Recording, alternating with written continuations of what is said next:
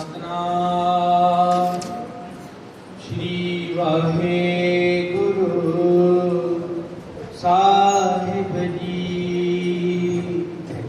ਦਰਸ਼ਨ ਦੇਖ ਜੀਵਾ ਗੁਰ ਤੇਰਾ,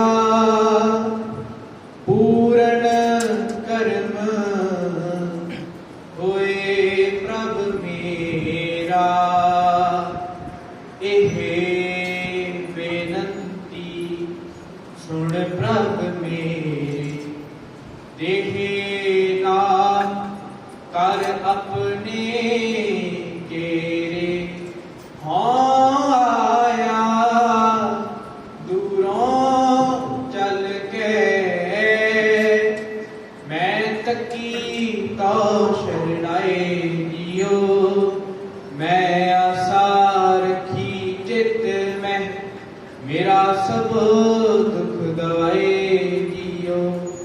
ਹਮ ਅਵਗੁਣ ਭਰੇ ਏਕ ਗੁਣ ਨਾਹੀ, ਅੰਮ੍ਰਿਤ ਛਾੜ ਵਿਖੇ ਵਿਖ ਖਾਰ।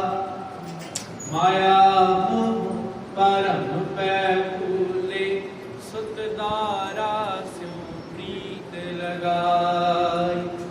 ਇਕ ਉਤਮ ਪੰਥ ਸੁਣਿਓ ਗੁਰ ਸੰਗਤ, ਤੇਹ ਮਿਲੰਤ ਜਨ ਤਰਾਸ ਮਿਟਾਈ। ਇਕ ਅਰਦਾਸ ਪਾਠ ਕੀਰਤ ਕੀ, ਗੁਰ ਰਾਮਦਾਸ ਰੱਖੋ ਸ਼ਰਨਾਈ। ਸਤਨਾਮ ਸ਼੍ਰੀ ਵਾਹਿਗੁਰੂ ਸਾਹਿਬ ਜੀ। ਸਲੋਕ ਮਹਲਾ ਦੂਜਾ। ਕਿਸ ਹੀ ਕੋਈ ਕੋਏ, ਮਨ ਨਿਮਾਣੀ ਇਕ ਤੂੰ। ਕਿਉ ਨਾ ਮਰੀਜੈ ਰੋਏ, ਜਾ ਲਗ ਚਿਤ ਨਾ ਆਵਹੀ। ਕਿਸ ਹੀ ਕੋਈ ਕੋਏ, ਮਨ ਨਿਮਾਣੀ ਇਕ ਤੂੰ। ਕਿਉ ਨਾ ਮਰੀਜੈ ਰੋਏ, ਜਾ ਲਗ ਚਿਤ ਨਾ ਆਵਹੀ। ਮਹਲਾ ਦੂਜਾ। ਜਾਂ ਸੁਖ ਤਾ ਸ਼ਵਰਾਵਿਓ, ਦੁਖ ਪੀ ਸਮਾਲਿਓਏ। ਨਾਨਕ ਕਹੈ ਸਿਆਣੀਏ, ਇਉ ਕੰਤ ਮਿਲਾ ਹੋਏ।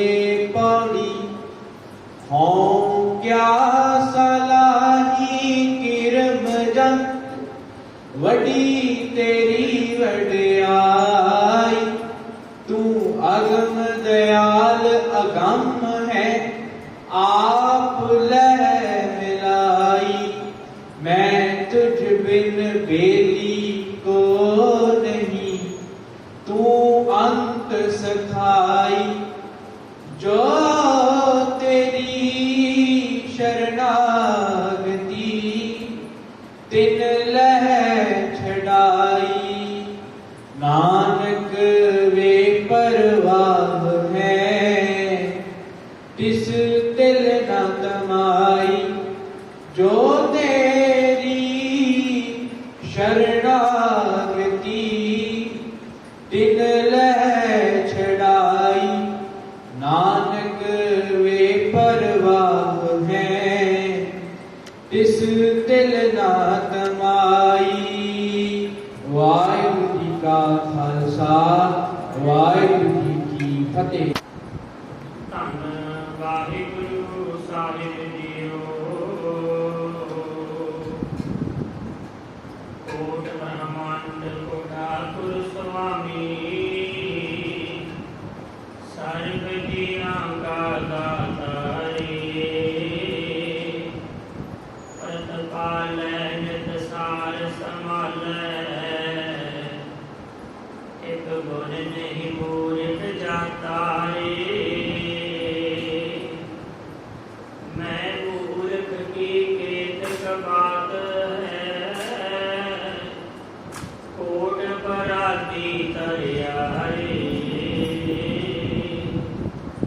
ਗੁਰ ਨਾਨਕ ਜਿਨ ਸੁਣਿਆ ਵੇਖਿਆ ਸੇ ਬੇਗਰਬਾਸ ਨ ਪਰਿਆ ਰੇ। ਗੁਰ ਨਾਨਕ ਜਿਨ ਸੁਣਿਆ ਵੇਖਿਆ ਸੇ ਬੇਗਰਬਾਸ ਨ ਪਰਿਆ ਰੇ।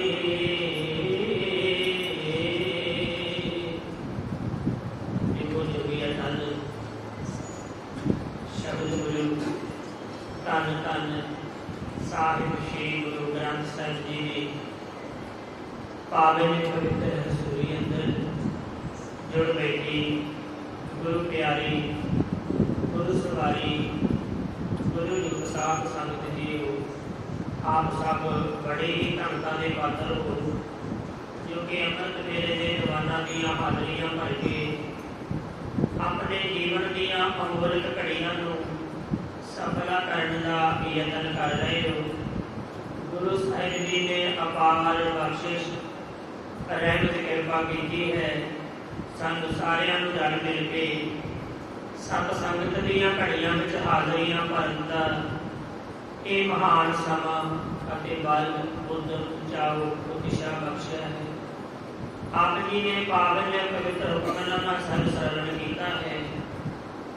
ਤਾਂ ਸ਼ੁਭ ਦੇ ਮੁਤਾਬਕ ਸੀਮਤ ਸਮੇਂ ਦੇ ਵਿੱਚ ਅਸੀਂ ਗੁਰੂ ਸ਼ਬਦ ਦੇ ਵਿਚਾਰ ਕਰਨੀ ਹੈ। ਗੁਰੂ ਸਾਹਿਬ ਜੀ ਕਿਰਪਾ ਕਰਨ ਆਪ ਵਿੱਚ ਵਿਚਰ ਕੇ ਗੁਰੂ ਸ਼ਬਦ ਦੇ ਵਿਚਾਰ ਕਰਵਾ ਲੈਣ। ਗੁਰੂ ਸ਼ਬਦ ਦੇ ਵਿਚਾਰ ਸ਼ੁਰੂ ਕਰਨ ਤੋਂ ਪਹਿਲਾਂ ਝੁਕਾਓ ਸਾਹਿਬਾਂ ਨੂੰ ਸੀਸ, ਦਾਸ ਨੂੰ ਬਖਸ਼ੋ ਅਸੀਸ। ਕੋਈ ਵੀ ਰਸਨਾ ਵਾਂਝੀ ਨਾ ਰਹਿ ਜਾਵੇ। ਬੜੇ ਹੀ ਆਦਰ ਪਿਆਰ ਸਤਿਕਾਰ ਦੇ ਨਾਲ ਸਾਰੇ ਹੀ ਕਰੋ ਜੀ ਗੁਰ ਫਤਿਹ ਦੀ ਸਾਂਝ। ਵਾਹਿਗੁਰੂ ਜੀ ਕਾ ਖਾਲਸਾ ਵਾਹਿਗੁਰੂ ਜੀ ਕੀ ਫਤਿਹ। ਸਲੋਕ ਮਹਲਾ ਦੂਜਾ। ਕਿਸੀ ਕੋਈ ਕੋਏ ਮਨ ਨਿਮਾਣੀ ਇੱਕ ਤੋਂ ਕਿਉਂ ਨਾ ਕਰੀ ਜੈ ਰੋਏ, ਜਾਂ ਲੱਗ ਚਿਤ ਨਾ ਆਵਈ। ਇਸ ਪਾਵਨ ਪਵਿੱਤਰ ਹੁਕਮਨਾਮਾ ਸਾਹਿਬ ਵਿੱਚ ਗੁਰੂ ਨਾਨਕ ਦੇ ਦੂਸਰੇ ਸਰੂਪ ਸਾਹਿਬ ਸ੍ਰੀ ਗੁਰੂ ਅੰਗਦ ਦੇਵ ਜੀ ਨੇ ਇਸ ਗੱਲ ਨੂੰ ਸਪਸ਼ਟ ਕੀਤਾ ਹੈ। ਕਿਤੇ ਦੁਨੀਆ ਨੂੰ ਇਸ ਗੱਲ ਦਾ ਪਤਾ ਲੱਗ ਜਾਵੇ, ਕਿਤੇ ਸੰਸਾਰ ਇਸ ਸੱਚਾਈ ਨੂੰ ਜਾਣ ਲਵੇ। ਕਿਹੜੀ ਸੱਚਾਈ? ਅਸੀਂ ਸੰਸਾਰ ਤੇ ਆਏ ਹਾਂ। ਜੇ ਕੋਈ ਸਦਾ ਦਾ ਸਾਥੀ ਹੈ ਉਹ ਪਰਮਾਤਮਾ ਦਾ ਨਾਮ ਹੈ। ਜੇ ਕੋਈ ਸਦਾ ਨਾਲ ਨਿਕਲਣ ਵਾਲਾ ਹੈ ਉਹ ਪਰਮਾਤਮਾ ਦਾ ਨਾਮ ਹੈ। ਸੁਣਦੇ ਸਾਰੇ, ਪਤਾ ਸਾਰਿਆਂ ਨੂੰ ਹੁੰਦਾ ਹੈ, ਪਰ ਸਾਰੇ ਅਮਲ ਨਹੀਂ ਕਰਦੇ।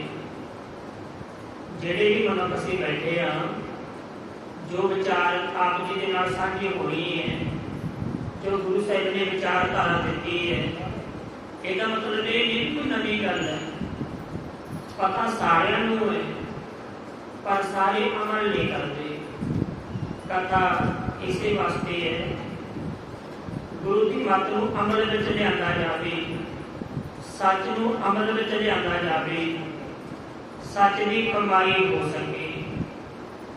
ਮਨੁੱਖ ਦਾ ਜੇ ਕੋਈ ਸਦਾ ਦਾ ਸਾਥੀ ਹੈ ਉਹ ਪਰਮਾਤਮਾ ਦਾ ਨਾਮ ਹੈ। ਕੋਈ ਇੱਕ ਵਾਰੀ ਸੁਣਿਆ, ਜਦੋਂ ਤੋਂ ਸੁਰਤ ਸੰਭਲੀ ਹੈ, ਜਦੋਂ ਤੋਂ ਹੋਸ਼ ਸੰਭਾਲੀ ਹੈ, ਜਿੱਥੇ ਕਿਤੇ ਵੀ ਧਾਰਮਿਕ ਸਮਾਗਮਾਂ ਵਿੱਚ ਗਏ ਆ, ਗੁਰੂ ਘਰ ਦੇ ਵਿੱਚੋਂ ਵਿਚਾਰ ਸੁਣੀ ਹੈ, ਹਰ ਇੱਕ ਥਾਂ ਤੋਂ ਇਹ ਗੱਲ ਸੁਣਦੇ ਹੁਣ ਤੱਕ ਆ ਰਹੇ ਆ, ਸਦਾ ਦਾ ਸਾਥੀ ਪਰਮਾਤਮਾ ਦਾ ਨਾਮ ਹੈ।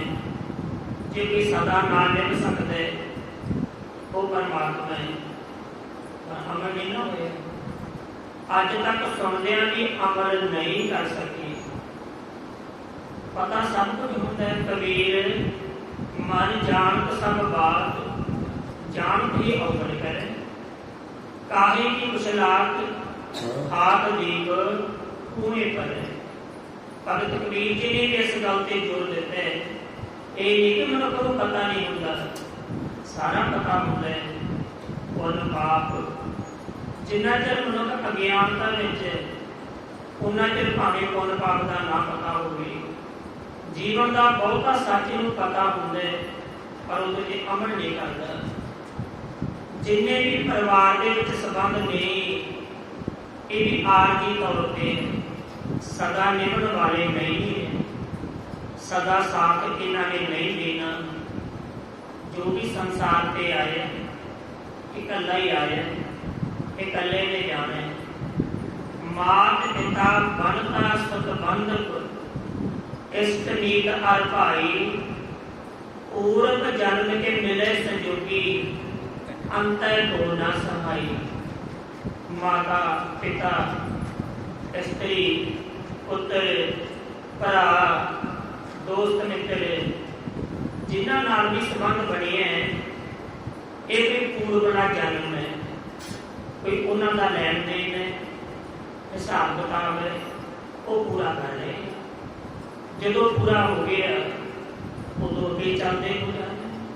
ਸਦਾ ਤਾਂ ਇੱਥੇ ਰਹਿਣਾ ਨਹੀਂ ਨਾ, ਸਦਾ ਉਹਨਾਂ ਨੇ ਨਾਲ ਨਹੀਂ ਨਿਭਣਾ। ਇਹ ਤਾਂ ਕੋਈ ਪੂਰਬਲੇ ਜਨਮ ਹੈ। ਕੱਲਾ ਪਰਿਵਾਰ ਨਹੀਂ, ਕੱਲੇ ਮਾਤਾ ਪਿਤਾ ਨਹੀਂ, ਕੱਲੇ ਧੀਆਂ ਪੁੱਤਰ ਨਹੀਂ, ਕੱਲੇ ਭੈਣ ਭਰਾ ਨਹੀਂ, ਕੱਲੇ ਦੋਸਤ ਮਿੱਤਰ ਨਹੀਂ, ਇਕੱਲੇ ਰਿਸ਼ਤੇਦਾਰ ਨਹੀਂ। ਘਰ ਦੇ ਵਿੱਚ ਜੇ ਕੋਈ ਪਸ਼ੂ ਰੱਖਿਆ ਹੋਇਆ ਹੈ, ਕੋਈ ਜਾਨਵਰ, ਕੁੱਤਾ ਵਗੈਰਾ, ਜਾਂ ਕੋਈ ਪੰਛੀ ਰੱਖਿਆ ਹੋਇਆ ਹੈ, ਉਹ ਐਵੇਂ ਨਹੀਂ ਰੱਖਿਆ ਗਿਆ। ਉਹਦੇ ਨਾਲ ਵੀ ਕੋਈ ਪੂਰਬਲਾ ਸੰਬੰਧ ਹੈ। ਉਹ ਆਤਮਾ ਕਿਸੇ ਪਸ਼ੂ ਦੇ ਵਿੱਚ ਹੈ, ਜਾਨਵਰ ਵਿੱਚ ਹੈ, ਪੰਛੀ ਵਿੱਚ ਹੈ, ਉਹ ਵੱਖਰੀ ਗੱਲ ਹੈ। ਐਵੇਂ ਨਹੀਂ ਹੋਇਆ। ਜੇ ਕੋਈ ਪਸ਼ੂ ਦਾ ਘਰ ਦੇ ਵਿੱਚ ਆ ਕੇ ਸੰਬੰਧ ਬਣੇ ਹੈ, ਮਨੁੱਖ ਨੇ ਰੱਖਿਆ ਹੈ, ਚਾਹੇ ਕੁੱਤਾ ਬਿੱਲਾ ਹੀ ਹੈ, ਕੋਈ ਜਾਨਵਰ ਹੈ, ਪੰਛੀ ਹੈ, ਕੁਝ ਵੀ ਹੋ ਸਕਦਾ ਹੈ, ਉਹਦਾ ਕੋਈ ਪੂਰਬਲਾ ਕਰਮ ਹੈ।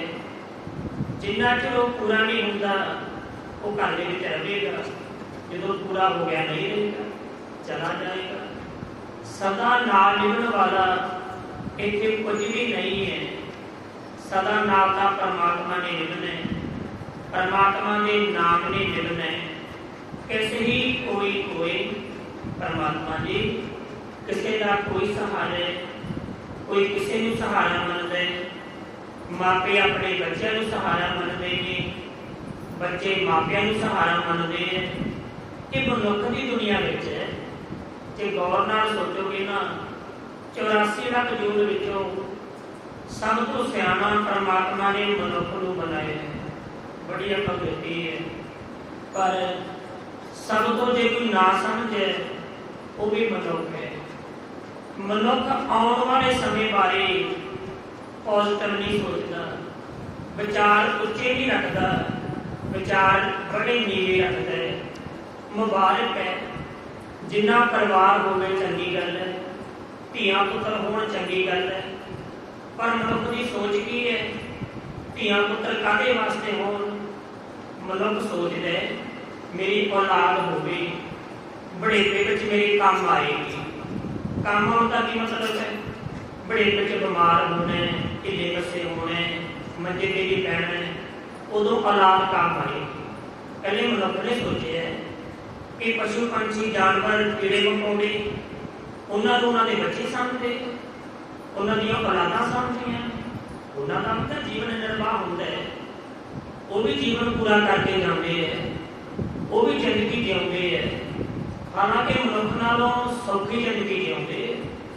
ਮਨੁੱਖ ਐਸੇ ਜੰਜਾਲ ਵਿੱਚ ਫਸਦਾ ਹੈ।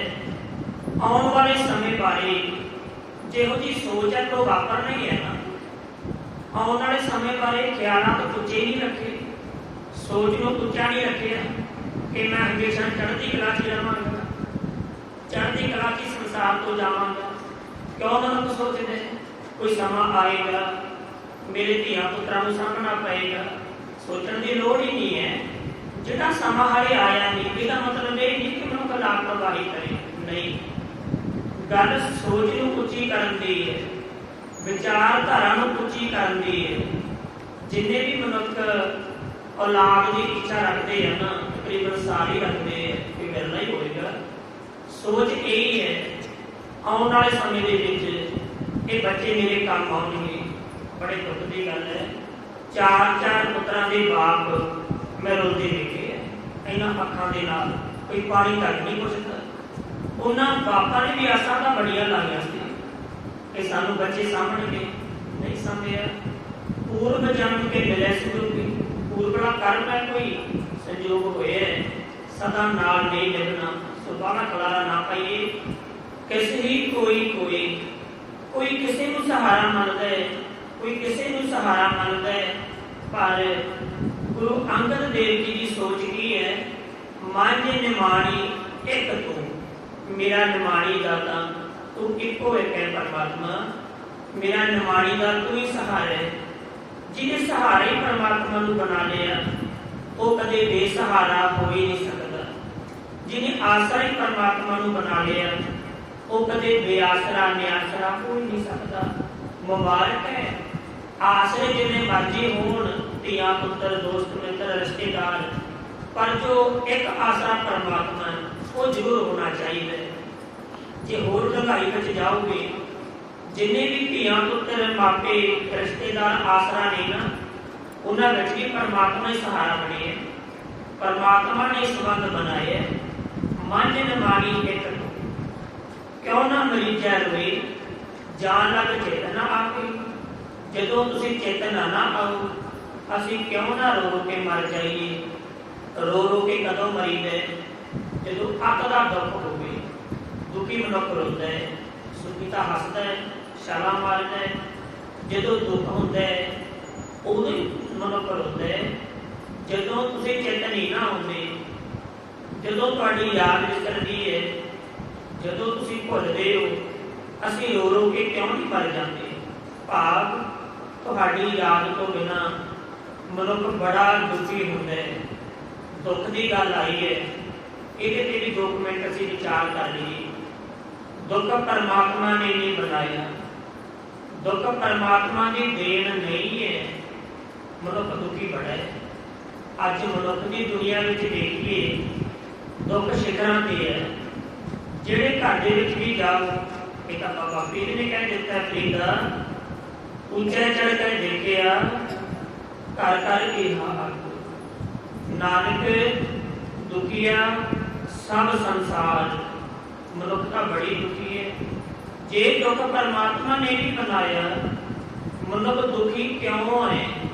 पहली गल एक उदाहरण, आप जी ने फल सब्जियां देखिए छकिए खाते हो, फल ने सब्जियां ने फ्रूट है जो भी है, फसलों ने, कोई भी फसल फल सब्जी बीज तो बिना तो नहीं पैदा होगी। असीं कह नहीं सकते आ फल बीज तो बिना पैदा हो गए, आ सब्जी बीज तो बिना पैदा होगी। मैं तो कणक बीजी नहीं सी, आपे पैदा होगी। कोई भी चीज़ धरती विचों पैदा होती है, उसका बीज होता है, फिर पैदा होती है। फल सब्जियां कणक झोना जो भी ले लो, हर एक का बीज है तां पैदा हुई है। दुख अपने आप किवें पैदा हो गया। दुख का भी बीज है। दुख का बीज की है? अज्ञानता। जिथे अज्ञानता है उत्थे मनुख ने दुखी होना ही होना है। अज्ञानता जीवन में आके दुख का बीज बीजिया गया। हम बीज ने तो वधना फुलना ही है, हरा भरा होना ही है। अज्ञानता में मनुख पाप करेगा ही करेगा। अज्ञानी मनुख पाप करे बिना रह ही नहीं सकता। अज्ञानता तो बिना पाप हो ही नहीं सकता। जिथे ज्ञान आ गया उत्थे तो पाप होएगा ही नहीं। अज्ञानता विचों पाप होने, पाप के विचों दुख निकलना है। दुख का बीज अज्ञानता है। दुख की जड़ अज्ञानता है। जिहड़े जीवन विचों अज्ञानता चक्की गई वो कदे दुखी हो ही नहीं सकता। क्यों ना मरीजा रोई, जानन चेतना आखरी। परमेश्वर ते भुलिया व्यापन सबे रोग, वेमक होए राम ते लगन जन्म मिलो। महला दूजा। जहाँ सुख नाशा रागे दुख भी संभाले होए। जे घर के विच सुख है तां भी रब चेते होवे, जे दुख की घड़ी आ गई तां भी रब चेते होवे। ਮਨੁੱਖ ਆਪਦਾ ਨੇਮ ਨਾ ਛੱਡੇ, ਆਪਦਾ ਸਿਮਰਨ ਨਿਤਨੇਮ ਜੋ ਵੀ ਬਾਣੀ ਪੜ੍ਹਦਾ ਹੈ ਉਹ ਨਾ ਛੱਡੇ। ਬਹੁਤਾ ਸੁੱਖ ਵੀ ਮਨੁੱਖ ਨੂੰ ਆਲਸੀ ਕਰ ਦਿੰਦਾ ਹੈ, ਬਹੁਤਾ ਦੁੱਖ ਵੀ ਹਰਾ ਦਿੰਦਾ ਹੈ। ਜੋ ਵੀ ਨਿਤਨੇਮ ਚੱਲਦਾ ਹੈ, ਮਨੁੱਖ ਧਰਮ ਦੇ ਰਾਹ ਤੇ ਚੱਲਦਾ ਹੈ, ਇਹ ਦਰਮਿਆਨੀ ਜੀ ਹਾਲਤ ਚੱਲ ਰਹੀ ਤਾਂ ਚੱਲ ਰਹੀ ਹੈ। ਬਹੁਤਾ ਸੁੱਖ ਮਨੁੱਖ ਨੂੰ ਅਯਾਸੀ ਬਣਾ ਦੇਗਾ, ਆਲਸੀ ਬਣਾ ਦੇਗਾ, ਬਹੁਤਾ ਦੁੱਖ ਤੋੜ ਕੇ ਰੱਖ ਦੇਗਾ। ਗੁਰੂ ਸਾਹਿਬ ਕਹਿੰਦੇ ਨਾ ਕਦੇ ਘਬਰਾਈ ਨਾ, ਦੁੱਖ ਆ ਗਿਆ ਤਾਂ ਵੀ ਨਾ ਲੜ ਛੱਡੀ, ਜੇ ਬਹੁਤਾ ਸੁੱਖ ਆ ਗਿਆ ਸ਼ੁਕਰ ਕਰੀ ਤਾਂ ਵੀ ਨਾ ਲੜ ਛੱਡੀ। ਨਾਨਕ ਕਹਿ ਸਿਆਣੀਏ ਕਿਉਂ ਕੰਤਨ ਲਾਵਾ ਹੋਏ। ਗੁਰੂ ਅੰਗਦ ਦੇਵ ਜੀ ਦਾ ਫਰਮਾਨ, ਇਹ ਸਿਆਣੀਏ ਜਿੰਦੇ, ਸਿਆਣੀਏ ਆਤਮਾ, ਇਹ ਤਰੀਕਾ ਹੈ ਪਰਮਾਤਮਾ ਨਾਲ ਮਿਲਾਪ ਹੋਣ ਦਾ। ਪੌੜੀ ਹਉ ਕਾਸਾ ਲਾਹੀ ਕਰਮ ਜਨ, ਵੱਡੀ ਤੇਰੀ ਵਡਿਆਈ। ਜਦੋਂ ਮਨੁੱਖ ਨੂੰ ਇੱਥੋਂ ਤੱਕ ਸਮਝ ਆ ਗਈ ਫਿਰ ਪਤਾ ਲੱਗਦਾ ਸੱਚੇ ਪਾਤਸ਼ਾਹ ਅਸੀਂ ਇੱਕ ਨਿਮਾਣੇ ਜਿਹੇ ਕੀੜੇ, ਅਸੀਂ ਛੋਟੇ ਜਿਹੇ ਕੀੜੇ ਤੁਹਾਨੂੰ ਕੀ ਸਲਾਹ ਸਕਦੇ ਹਾਂ, ਤੁਹਾਡੀ ਕਿੰਨੀ ਕੁ ਸਿਫਤ ਕਰ ਸਕਦੇ ਹਾਂ। ਤੁਹਾਡੀ ਸਿਫਤ ਬਹੁਤ ਵੱਡੀ ਹੈ, ਤੁਹਾਡਾ ਜਸ ਬਹੁਤ ਵੱਡਾ ਹੈ। ਅਸੀਂ ਇੱਕ ਨਿਮਾਣੇ ਜਿਹੇ ਨਿਤਾਰੇ ਜਿਹੇ ਤੁਹਾਡਾ ਕਿੰਨਾ ਕੁ ਜਸ ਕਰ ਲਈਏ। ਜਿੰਨਾ ਵੀ ਕਰਦੇ ਹਾਂ ਬੜਾ ਥੋੜ੍ਹਾ ਹੈ, ਇਹ ਤਾਂ ਕਿਲਕਾ ਮਾਤਰੀ ਹੈ। ਤੂੰ ਅਗੰਮ ਦਇਆਲ ਅਗੰਮ ਹੈ, ਆਪ ਲਹਿ ਦਿਲਾਈ। ਤੁਸੀਂ ਸਾਡੀ ਪਹੁੰਚ ਤੋਂ ਪਰੇ ਹੋ, ਗਿਆਨ ਇੰਦਰੀਆਂ ਦੀ ਪਹੁੰਚ ਤੋਂ ਪਰੇ ਹੋ, ਦਿਆਲੂ ਬੜੇ ਹੋ, ਦਇਆ ਦੇ ਘਰ ਹੋ, ਦਇਆ ਦੇ ਸਮੁੰਦਰ ਹੋ। ਜਦੋਂ ਵੀ ਤੁਸੀਂ ਕਿਸੇ ਨੂੰ ਮਿਲਾਉਂਦੇ ਹੋ ਆਪਣੇ ਨਾਲ ਆਪ ਹੀ ਮਿਲਾਉਂਦੇ ਹੋ। ਮਨੁੱਖ ਦੀ ਸਿਆਣਪ ਕੰਮ ਨਹੀਂ ਕਰਦੀ, ਚਤਰਾਈ ਕੰਮ ਨਹੀਂ ਕਰਦੀ। ਜਿਹਦਾ ਵੀ ਮਿਲਾਪ ਹੋਇਆ ਉਹਨੇ ਖੁਦ ਹੀ ਮਿਲਾਪ ਬਖਸ਼ੇ। ਮੈਂ ਤੁਝ ਬਿਨ ਮੇਰੀ ਕੋ ਨਹੀਂ, ਤੂੰ ਅੰਤ ਸਕਾਈ। ਮੇਰਾ ਤਾਂ ਤੁਹਾਡੇ ਤੋਂ ਬਿਨਾਂ ਕੋਈ ਬੇਲੀ ਨਹੀਂ ਹੈ, ਕੋਈ ਮਦਦਗਾਰ ਨਹੀਂ ਹੈ। ਅਖੀਰ ਨੂੰ ਤੁਸੀਂ ਸਹਾਈ ਹੋਣਾ ਹੈ, ਤੁਸੀਂ ਨਾਲ ਨਿਭਣਾ ਹੈ। ਮਨੁੱਖ ਦਾ ਸਰੀਰ ਮਨੁੱਖ ਦੇ ਨਾਲ ਆਇਆ ਹੈ, ਜਿਹੜਾ ਸਰੀਰ ਨਾਲ ਆਇਆ ਹੈ ਇਹਨੇ ਵੀ ਨਾਲ ਨਹੀਂ ਜਾਣਾ, ਇੱਥੇ ਰਹਿ ਜਾਣਾ ਹੈ। ਜਿਹੜੇ ਸਰੀਰ ਤੋਂ ਗਾਹ ਸੰਬੰਧ ਬਣੇ ਹੈ, ਰਿਸ਼ਤੇ ਬਣੇ ਹੈ, ਉਹ ਫਿਰ ਕਿਵੇਂ ਨਾਲ ਜੁੜ ਸਕਦੇ ਹੈ, ਉਹ ਕਿਵੇਂ ਨਾਲ ਜਾਣਗੇ, ਨਹੀਂ ਜਾ ਸਕਦੇ। ਮੈਂ ਤੁਝ ਬਿਨ ਮੇਲੀ ਕੋ ਨਹੀਂ, ਤੂੰ ਅੰਤ ਸਕਾਈ। ਤੁਹਾਡੇ ਤੋਂ ਬਿਨਾਂ ਕੋਈ ਬੇਲੀ ਨਹੀਂ ਹੈ, ਮਦਦਗਾਰ ਨਹੀਂ ਹੈ, ਮਿੱਤਰ ਹੀ ਨਹੀਂ ਹੈ। ਅਖੀਰ ਨੂੰ ਤੁਸੀਂ ਸਹਾਈ ਹੋਣਾ ਹੈ। ਜਿਹੜਾ ਸਦਾ ਦਾ ਮਿੱਤਰ ਹੈ ਉਹਨੂੰ ਮਨੁੱਖ ਮਿੱਤਰ ਬਣਾਉਂਦਾ ਨਹੀਂ। ਜਿਹੜੇ ਮਿੱਤਰ ਆਰਜੀ ਤੌਰ ਤੇ ਜਿਨ੍ਹਾਂ ਨੇ ਸਦਾ ਨਾਲ ਨਹੀਂ ਨਿਭਣਾ, ਮਿੱਤਰ ਬਣਾਉਂਦਾ ਹੀ ਉਹਨਾਂ ਨੂੰ। ਕਬੀਰ ਸਿੱਖ ਸਾਖਾ ਬਹੁਤੇ ਕੀਏ, ਕੇਸੋ ਪਿਓ ਨ ਮੀਤ, ਚਾਲੇ ਤੇ ਹਰ ਮਿਲਣ ਤੋਂ ਬੀਚਾ ਅਟਕੇ ਚੀਤ। ਕੋਈ ਦੁਨਿਆਵੀ ਮਿੱਤਰ ਬਣਾਉਂਦਾ ਹੈ, ਕੋਈ ਸੰਤ ਮਹਾਂਪੁਰਸ਼ ਬੜੇ ਚੇਲੇ ਚਾਗੜੇ ਬਣਾਉਂਦਾ ਹੈ। ਗੱਲ ਦੇ ਨਾਲ ਸਹਾਰੇ ਕੀ ਹੈ। ਮਾਪੇ ਆਪਣੇ ਬੱਚਿਆਂ ਨੂੰ ਸਹਾਰਾ ਸਮਝਦੇ ਨੇ, ਸੰਤ ਮਹਾਂਪੁਰਸ਼ ਆਪਣੇ ਚੇਲਿਆਂ ਨੂੰ ਸਹਾਰਾ ਸਮਝਦੇ ਨੇ। ਚਾਲੇ ਤੇ ਹਰ ਮਿਲਣ ਤੋਂ ਇੱਥੋਂ ਵਾਲੇ ਸਹਾਰਿਆਂ ਦੇ ਵਿੱਚ ਹੀ ਫਸ ਕੇ ਚਿੱਤ ਵਿਚਾਲੇ ਫਸ ਕੇ ਰਹਿ ਗਿਆ। ਬੀਚਾ ਅਟਕੇ ਚੀਤ, ਤੂੰ ਅੰਤ ਸਖਾਈ। ਅਖੀਰ ਨੂੰ ਤੁਸੀਂ ਹੀ ਸਹਾਰਾ ਹੋਣਾ। ਜੋ ਤੇਰੀ ਸ਼ਰਨਾਗਤੀ ਤੈਨੂੰ ਲੈ ਛਡਾਈ। ਜਿਹੜੇ ਤੁਹਾਡੀ ਸ਼ਰਨ ਆ ਜਾਂਦੇ ਹੈ ਤੁਸੀਂ ਉਹਨਾਂ ਨੂੰ ਹਉਮੈ ਤੋਂ ਛਡਾ ਲੈਂਦੇ ਹੋ, ਹਉਮੈ ਦੇ ਰੋਗ ਤੋਂ ਬਚਾ ਲੈਂਦੇ ਹੋ। ਹਉਮੈ ਸਾਰੇ ਰੋਗਾਂ ਦੀ ਜੜ ਹੈ। ਜਿੱਥੋਂ ਹਉਮੈ ਚਲੀ ਗਈ ਉਹ ਮਨੁੱਖ ਬੜਾ ਹਲਕਾ ਫੁਲਕਾ ਹੋ ਜਾਏਗਾ, ਬੜਾ ਨਿਰੋਗ ਹੋ ਜਾਏਗਾ। ਨਾਨਕ ਬੇਪਰਵਾਹ ਹੈ ਇਸ ਤਿਲ ਨਾ ਕਮਾਈ। ਪਰਮਾਤਮਾ ਜੀ ਬੇਪਰਵਾਹ ਨੇ, ਉਹਨਾਂ ਨੂੰ ਕਿਸੇ ਗੱਲ ਦੀ ਪਰਵਾਹ ਨਹੀਂ ਹੈ। ਇੱਕ ਤਾਂ ਪਰਮਾਤਮਾ ਬੇਪਰਵਾਹ ਹੈ, ਇੱਕ ਰੱਬ ਦੇ ਪਿਆਰੇ ਪਰਮਾਤਮਾ ਦੇ ਪਿਆਰੇ ਉਹ ਵੀ ਬੇਪਰਵਾਹ ਬੜੇ ਹੁੰਦੇ ਨੇ। ਦੁਨੀਆ ਕੁਝ ਵੀ ਕਹੀ ਜਾਵੇ, ਬੋਲੀ ਜਾਵੇ, ਉਹ ਵੀ ਕਿਸੇ ਦੀ ਪਰਵਾਹ ਨਹੀਂ ਕਰਦੇ। ਸਿੱਖ ਨੇ ਬੇਪਰਵਾਹ ਹੋਣਾ, ਲਾਪਰਵਾਹ ਨਹੀਂ ਹੋਣਾ। ਲਾਪਰਵਾਹ ਨਹੀਂ ਹੋਣਾ, ਜ਼ਿੰਮੇਵਾਰੀਆਂ ਸਮਝਣੀਆਂ, ਆਪਣੇ ਫਰਜ਼ ਨਿਭਾਉਣੇ, ਬੇਪਰਵਾਹ ਹੋਣਾ। ਬੇਪਰਵਾਹ ਦਾ ਮਤਲਬ ਗੁਰੂ ਦੀ ਮੱਤ ਤੇ ਚੱਲਦੇ ਆ, ਕਿਸੇ ਦੀ ਪਰਵਾਹ ਨਹੀਂ ਕਰਨੀ। ਕੋਈ ਸਲਾਵੇ, ਕੋਈ ਨਿੰਦੇ, ਜਿਹਦੀ ਮੱਤ ਹੈ ਉਹਨੇ ਗੱਲ ਉਸ ਹਿਸਾਬ ਨਾਲ ਹੀ ਕਰਨੀ ਹੈ। ਨਿੰਦਣ ਵਾਲੇ ਵੀ ਬੜੇ ਹੈ, ਸੁਣਾਉਣ ਵਾਲੇ ਵੀ ਬੜੇ ਹੈ, ਪਰ ਮਨੁੱਖ ਨਿੰਦਣ ਵਾਲਿਆਂ ਬਾਰੇ ਵੱਧ ਸੋਚਦੇ, ਸੁਣਾਉਣ ਵਾਲੇ ਵੀ ਬੜੇ ਹੁੰਦੇ ਆ। ਬੇਪਰਵਾਹ ਹੋ ਕੇ ਚੱਲਣਾ, ਸੰਸਾਰ ਦੀ ਪਰਵਾਹ ਨਹੀਂ ਕਰਨੀ। ਜੇ ਇਸ ਪਾਸੇ ਚੱਲੇ ਆ ਬੇਪਰਵਾਹ ਹੈ ਤੇ ਸਤਿਲ ਨਾ ਕਮਾਈ। ਪਰਮਾਤਮਾ ਨੂੰ ਤਿਲ ਜਿੰਨੀ ਵੀ ਕਮਾ ਨਹੀਂ ਹੈ, ਰੱਬ ਦੇ ਪਿਆਰਿਆਂ ਨੂੰ ਵੀ ਤਿਲ ਜਿੰਨੀ ਵੀ ਕਮਾ ਨਹੀਂ ਹੁੰਦੀ। ਸਾਡੀ ਕੋਈ ਵਡਿਆਈ ਕਰੇ, ਸਾਡਾ ਕੋਈ ਜਸ ਕਰੇ, ਸਾਨੂੰ ਕੋਈ ਨਿੰਦਾ ਕਿਉਂ ਹੈ? ਨਿੰਦਿਆ ਦਾ ਕੋਈ ਡਰ ਨਹੀਂ ਹੁੰਦਾ, ਵਡਿਆਈ ਦਾ ਕੋਈ ਚਾਅ ਨਹੀਂ ਹੁੰਦਾ, ਕੋਈ ਸ਼ੌਕ ਨਹੀਂ ਹੁੰਦਾ, ਕੋਈ ਤਮਾ ਨਹੀਂ ਹੁੰਦੀ। ਸੋ ਗੁਰੂ ਸਾਹਿਬ ਕਿਰਪਾ ਕਰਨ, ਹਜ਼ੂਰ ਨੇ ਅੱਜ ਦੀ ਜੋ ਗੁਰੂ ਸ਼ਬਦ ਵਿਚਾਰ ਬਖਸ਼ੀ ਹੈ ਸਾਡੇ ਵੀ ਜੀਵਨ ਦੇ ਵਿੱਚ ਵਸ ਜਾਵੇ। ਜੇ ਜੀਵਨ ਦੇ ਵਿੱਚ ਦੁੱਖ ਹੈ, ਜੀਵਨ ਅਗਿਆਨਤਾ ਵਿੱਚ ਹੈ, ਗੁਰੂ ਸਾਹਿਬ ਜੀ ਦੇ ਦਰ ਤੋਂ ਗੁਰੂ ਦਾ ਗਿਆਨ ਮੰਗੀਏ, ਗੁਰੂ ਸਾਹਿਬ ਦੀ ਵਿਚਾਰਧਾਰਾ ਮੰਗੀਏ। ਗੁਰੂ ਸਾਹਿਬ ਜੀ ਸਾਨੂੰ ਗਿਆਨ ਦੀ ਦਾਤ ਬਖਸ਼ਣ। ਜਦੋਂ ਗਿਆਨ ਦੀ ਦਾਤ ਝੋਲੀ ਪੈ ਗਈ, ਜੀਵਨ ਵਿੱਚ ਦੁੱਖ ਰਹੇਗਾ ਹੀ ਨਹੀਂ। ਫਿਰ ਤਾਂ ਮੂੰਹ ਚੋਂ ਨਿਕਲੇਗਾ ਦੁੱਖ ਨਹੀਂ, ਸਭ ਸੁੱਖ ਹੀ ਹੈ ਜੀ। ਫਿਰ ਤਾਂ ਸਾਰੇ ਸੁੱਖ ਹੀ ਸੁੱਖ ਹੈ। ਦੁੱਖ ਕਿੱਥੇ ਆ? ਸੋ ਅਖੀਰਲੀਆਂ ਪੰਕਤੀਆਂ ਦੋ ਵਾਰ ਦੁਹਰਾ ਕੇ ਗੁਰਮਤਿ ਨਾਲ ਸਾਂਝ ਕਰਕੇ ਅਸੀਂ ਗੁਰੂ ਸਾਹਿਬਾਨ ਦਾ ਨਾਮ ਹੀ ਕਰਨਾ ਹੈ। ਜੋ ਤੇਰੀ ਸ਼ਰਨਾਗਤੀ ਤਿਨ ਦਹਿ ਛਡਾਈ, ਨਾਨਕ ਵੇ ਪਰਵਾਹ ਹੈ ਇਸ ਤਿਲ ਨਾ ਤਮਾਈ। ਜੋ ਤੇਰੀ ਸ਼ਰਨਾਗਤੀ ਤਿਨ ਲਹਿ ਛਡਾਈ, ਨਾਨਕ ਵੇ ਪਰਵਾਹ ਹੈ ਇਸ ਤਿਲ ਨਾ ਤਮਾਈ। ਵਾਹਿਗੁਰੂ ਜੀ ਕਾ ਖਾਲਸਾ, ਵਾਹਿਗੁਰੂ ਜੀ ਕੀ ਫਤਿਹ।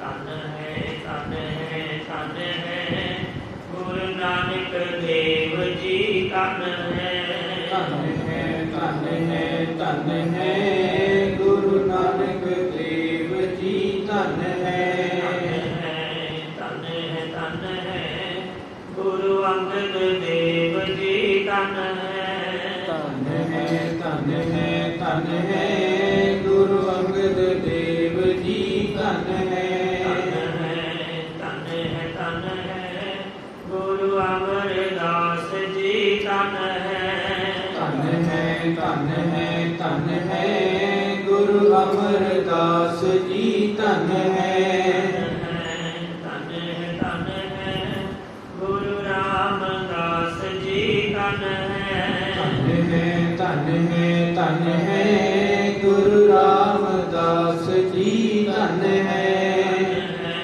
ਧੰਨ ਹੈ, ਧੰਨ ਹੈ ਗੁਰੂ ਅਰਜਨ ਦੇਵ ਜੀ। ਧੰਨ ਹੈ, ਧੰਨ ਹੈ, ਧੰਨ ਹੈ, ਧੰਨ ਹੈ ਗੁਰੂ ਅਰਜਨ ਦੇਵ ਜੀ। ਧੰਨ ਹੈ, ਧੰਨ ਹੈ, ਧੰਨ ਹੈ ਗੁਰੂ ਹਰਿਗੋਬਿੰਦ ਸਾਹਿਬ ਜੀ। ਧੰਨ ਹੈ, ਧੰਨ ਹੈ, ਧੰਨ ਹੈ, ਧੰਨ ਹੈ ਗੁਰੂ ਹਰਗੋਬਿੰਦ ਸਾਹਿਬ ਜੀ। ਧੰਨ ਹੈ, ਧੰਨ ਹੈ, ਧੰਨ ਹੈ ਗੁਰੂ ਹਰਿਰਾਏ ਸਾਹਿਬ ਜੀ। ਧੰਨ ਹੈ, ਧੰਨ ਹੈ, ਧੰਨ ਹੈ, ਧੰਨ ਹੈ ਗੁਰੂ ਹਰਿਰਾਏ ਸਾਹਿਬ ਜੀ। ਧੰਨ ਹੈ, ਧੰਨ ਹੈ, ਧੰਨ ਹੈ ਗੁਰੂ ਹਰਿ ਕ੍ਰਿਸ਼ਨ ਸਾਹਿਬ ਜੀ। ਧੰਨ ਹੈ, ਧੰਨ ਹੈ, ਧੰਨ ਹੈ, ਧੰਨ ਹੈ ਗੁਰੂ ਹਰਿਕ੍ਰਿਸ਼ਨ ਸਾਹਿਬ ਜੀ। ਧੰਨ ਹੈ, ਧੰਨ ਹੈ, ਧੰਨ ਹੈ, ਧੰਨ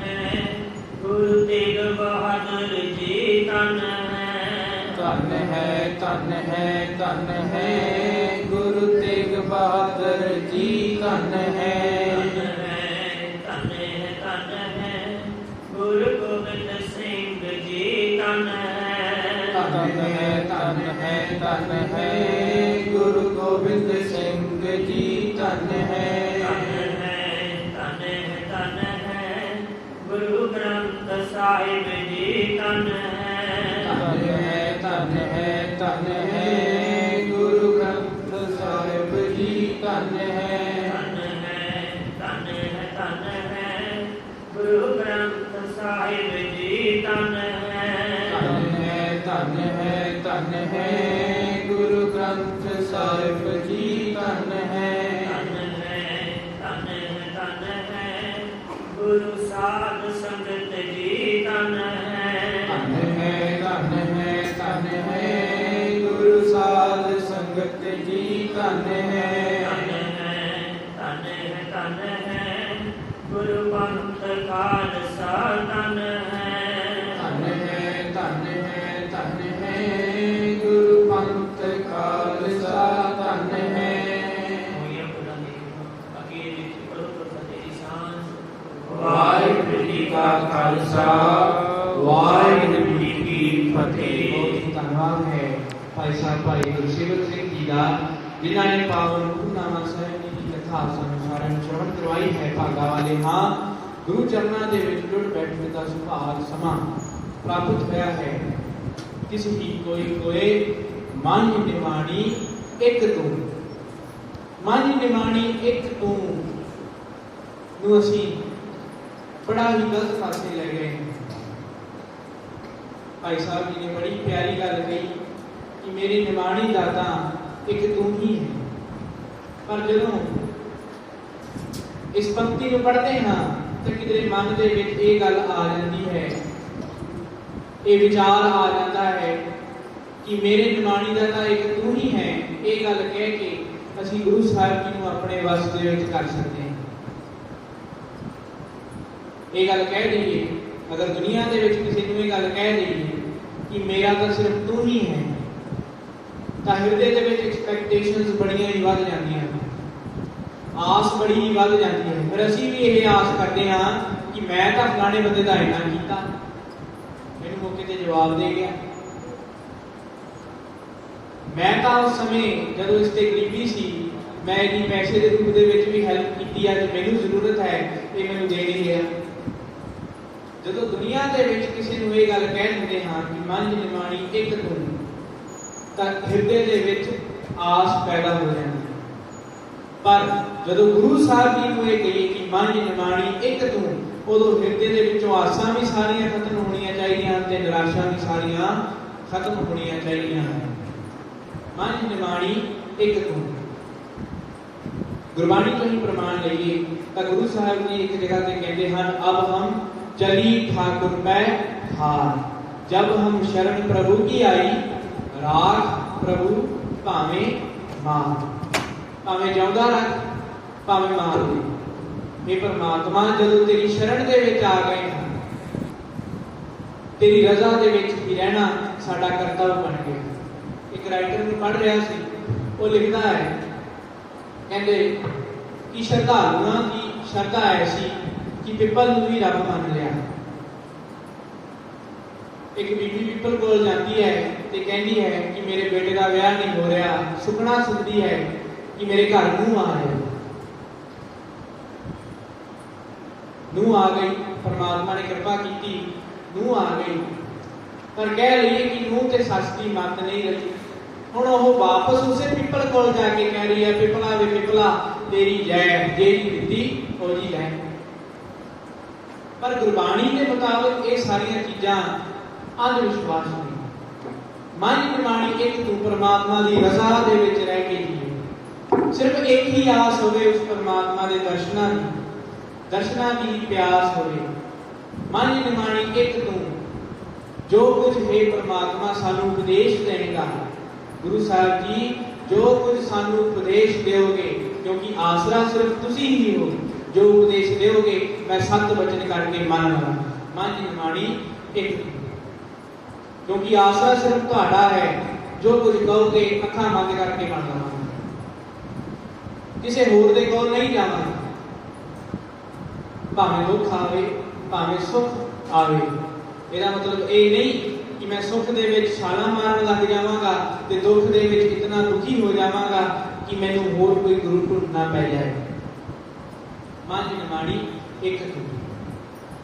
ਅੱਜ ਦੇ ਹੁਕਮਨਾਮਾ ਸਾਹਿਬ ਦੀ ਤੋਂ ਸੇਧ ਮਿਲਦੀ ਹੈ ਕਿ ਇਧਰ ਉਧਰ ਇਹੜ ਤੇੜ ਛੱਡ ਨੂੰ ਗੁਰ ਦਾ ਸ਼ਬਦ ਪਛਾਣ, ਗੁਰੂ ਦੇ ਹੁਕਮ ਦੇ ਨਾਲ ਜੁੜ ਜਾਈਏ, ਕਿਉਂਕਿ ਇੱਕੋ ਹੀ ਆਸਰਾ, ਸਿੱਖ ਦਾ ਇੱਕੋ ਆਸਰਾ ਹੈ ਗੁਰੂ ਦੇ ਉਪਦੇਸ਼ ਨੂੰ ਹੀ ਮੰਨਣਾ ਹੈ ਤਾਂ ਜੋ ਇਹ ਲੋਕ ਸੁਖੀਏ ਪਰ ਲੋਕ ਸੁਹੇਲੇ ਹੋ ਸਕਣ। ਹੁਣ ਆਸਾ ਦੀ ਬਾਤ ਹੈ ਕੀਰਤਨ ਭਾਈ ਸਾਹਿਬ ਭਾਈ ਸਤਨਾਮ ਸਿੰਘ ਜੀ ਪਾਸੋਂ ਸ਼ਰਮ ਕਰੀਏ। ਵਾਹਿਗੁਰੂ ਜੀ ਕਾ ਖਾਲਸਾ, ਵਾਹਿਗੁਰੂ